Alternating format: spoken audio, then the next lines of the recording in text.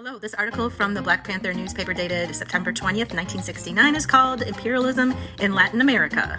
The major developments made at the end of the 19th century in steel, electricity, industrial chemistry, and oil were known as the Second Industrial Revolution.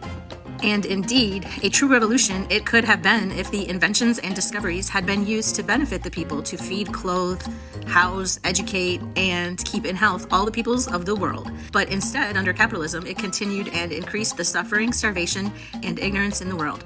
It fed the money-hungry pockets of the businessmen. Steel rails and locomotives were used to transform local businesses into large national industries. Electricity permitted more complete mechanization for mass production and, along with it, mass exploitation of the people.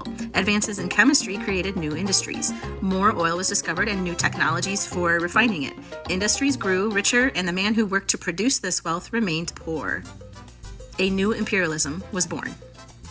Imperialism is the control and exploitation of the people and natural resources of a poor, underdeveloped country such as those in Latin America by a rich industrial country like the United States for the profit of big business. There are many changes in modern imperialism. Number one, economic power is concentrated in giant corporations and banks. Number two, the United States emerged from the Second World War as organizer and leader. Previously, a bloc of nations competed with another bloc for the smaller countries, which were rich and needed raw materials. There was no one nation leader. Number three, the main task is no longer to divide up the world, but to keep that world from shrinking. There is no room in capitalism for people's governments. People's governments are good for people, but bad for business. With wealth withdrawn from the labor of Bolivian Indians, Venezuelan oil workers, and Brazilians, to name a few, the U.S. seeks to buy control of all governments. Foreign aid is poured into an underdeveloped country on loan. Why is it then that improvements aren't made? Why is the average yearly income in Latin America $253? Even this figure is not accurate, as the majority of the population is far, far poorer. Some people live outside the money system altogether and barter what they can manage to grow on the poor, unfertile land allowed them. Why do only 49.3% of Latin American children attend a school at all, while only 17% finish grade school and 2% finish high school? Only 1% get to attend a university. Why are 3/4 of Latin Americans constantly hungry? The foreign aid not only does not improve the lot of Latin Americans, but makes matters worse by getting each country deeper and deeper into debt.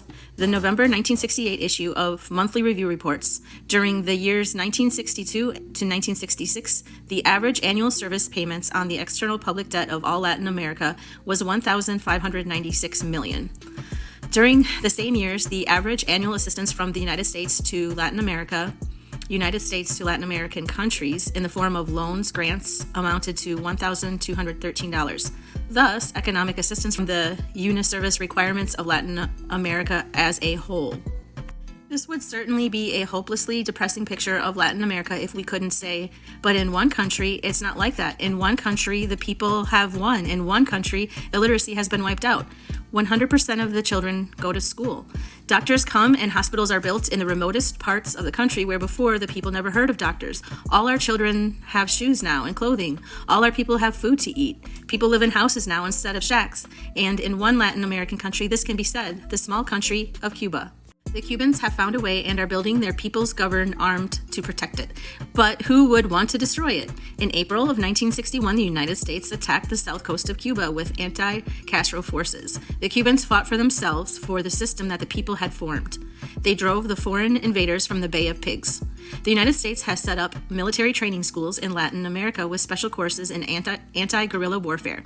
Money and arms are sent into Latin America in order to keep sympathetic governments in control, governments that will enable Standard Oil and Bank of America to operate smoothly and send back healthy profits to the United States. It does quiet them, provided it doesn't cut too much into the profits.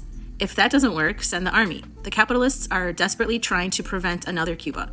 They know that the people of Latin America look not to the U.S. for inspiration, but to Cuba. Not to Richard M. Nixon for leadership, but to men like Fidel and Che.